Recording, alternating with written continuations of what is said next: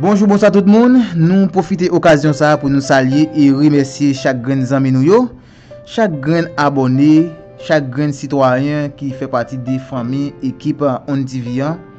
Nous tout à fait voulons une salutation spéciale pour chaque grand ami qui toujours aide nous partager si qu'il est information yo sur tout groupe WhatsApp, Facebook, tout côté qui gagne un grand citoyen qui capable de des informations qui toujours aide nous partager.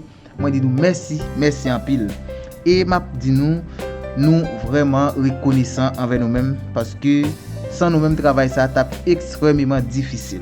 Merci en pile, nous juste rester sous ken parce que reconnaissance là nous doit faut que nous gagnions le pour.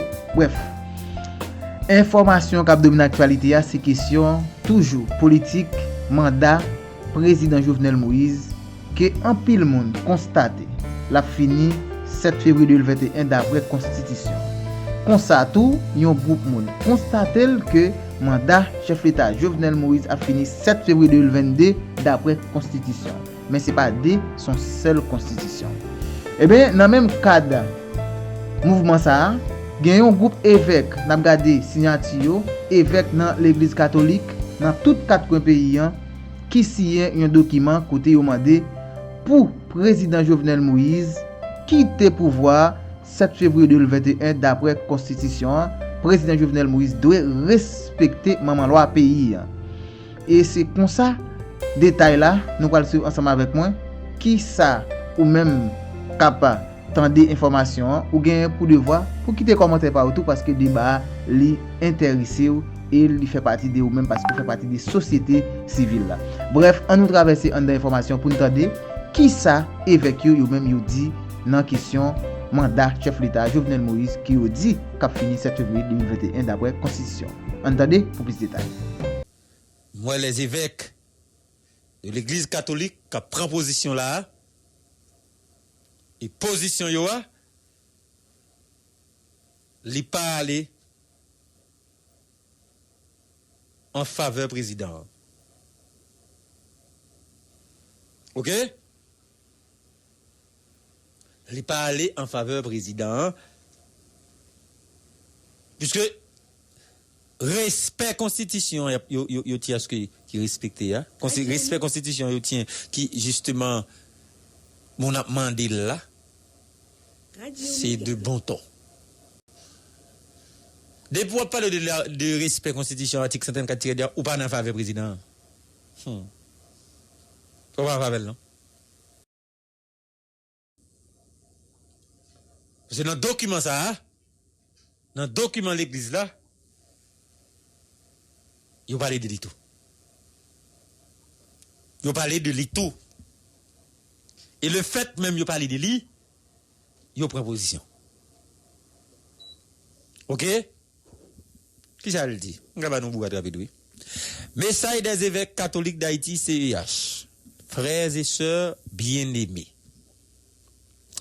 Fidèles à notre mission d'accompagner le peuple de Dieu, d'éclairer les hommes et les femmes de bonne volonté et d'être solidaires de tous nos compatriotes, spécialement ceux qui souffrent, nous, les évêques catholiques d'Haïti, jugeons indispensable de fixer la position de l'Église dans la conjoncture actuelle du pays. OK?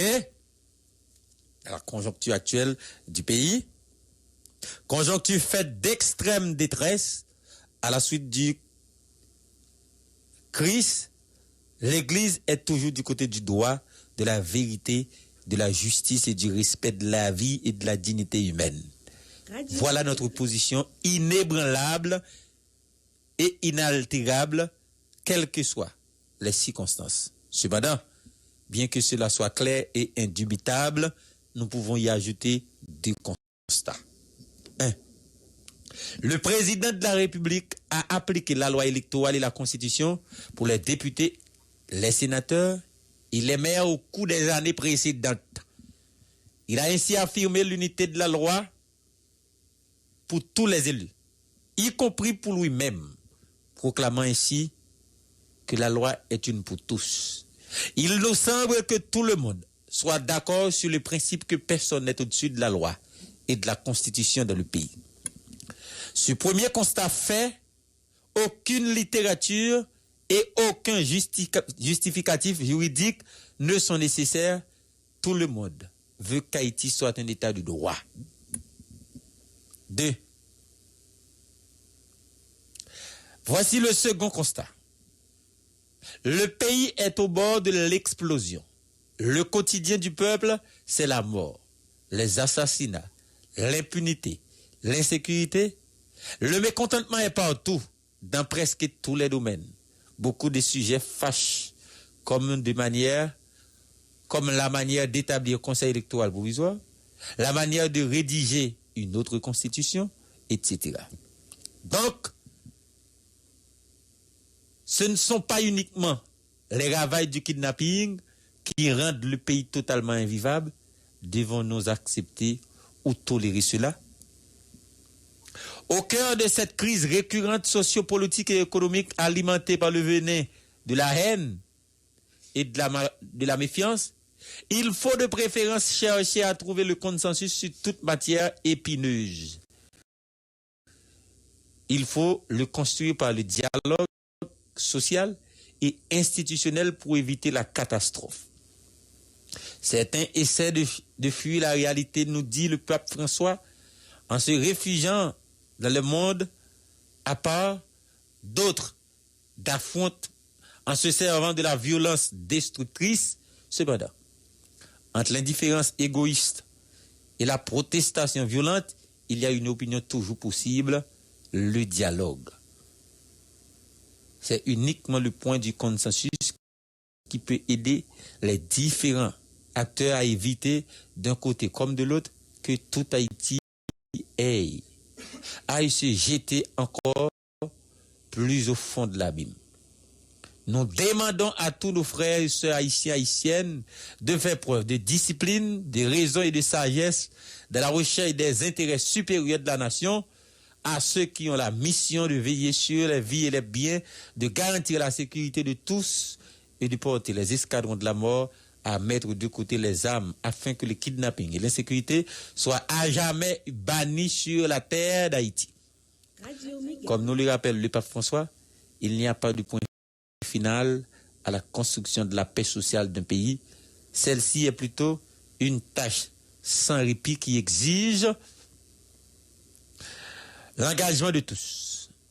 Que cet effort nous fasse fuir toute tentation de vengeance et de recherche d'intérêts uniquement particuliers et à court terme.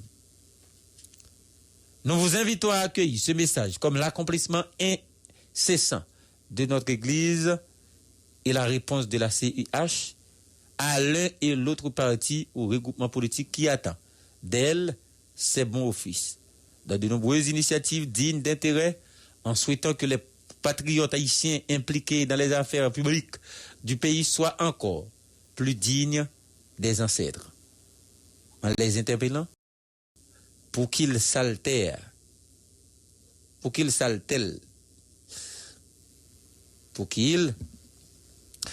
bon, mais j'ai ça, le document là même là, pour qu'ils s'attellent au travail rapidement et avec intrépidité. Nous renouvelons notre amour pour la patrie commune. Nous demandons à l'Esprit Saint d'éclairer les protagonistes de la crise et à Notre-Dame du Perpétuel Secours, patronne d'Haïti, d'intercéder pour nous auprès de son divin Fils, Jésus-Christ, lumière des nations. Donné au siège de la CIH à Lille-la-Voix, le 2 février 2021. Monseigneur Louné Saturné, archevêque métropolitain du Cap-Haïtien, président. Monseigneur Pierre-André Dumas, évêque d'Assavo, Miragouane, vice-président. Monseigneur Joseph Gontran Descortes, évêque de Jérémie, secrétaire général. Monseigneur Marie-Éric Glandas Toussaint, évêque de Jacmel, économe. Chibli Langlois, évêque d'Ecaille. Monseigneur Kesnel Alphonse, évêque de Fort-Liberté. Monseigneur Max Leroy Mésidor, archevêque métropolitain du Port-au-Prince. Monseigneur Désinor Jean, évêque de Hinche. Monseigneur Yves-Marie Péan, évêque des Gonaïves, Monseigneur Charles Peter Batellus, évêque de Port-de-Paix. Avec document ça,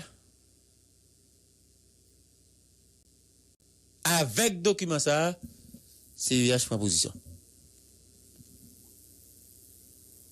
OK? Puisqu'elle dit, président a appliqué la loi, la constitution, contre député, sénateur, magistrat, nul n'est au-dessus de la loi est une pour tous. Cela veut dire quoi? Cela veut dire la constitution doit appliquer. Constitution doit appliquer tout pour le président. Et qui dit constitution n'a pas appliqué pour le président, c'est l'article 134-2 qui doit respecter. Et article -DA, 134-DA, c'est le problème là. Il dit quelle que soit la date de son entrée en fonction. Nous devons ça sur WhatsApp là, on a qui dit métier frère qui problème là. Quelle que soit la date de son entrée en fonction. OK? C'est l'important.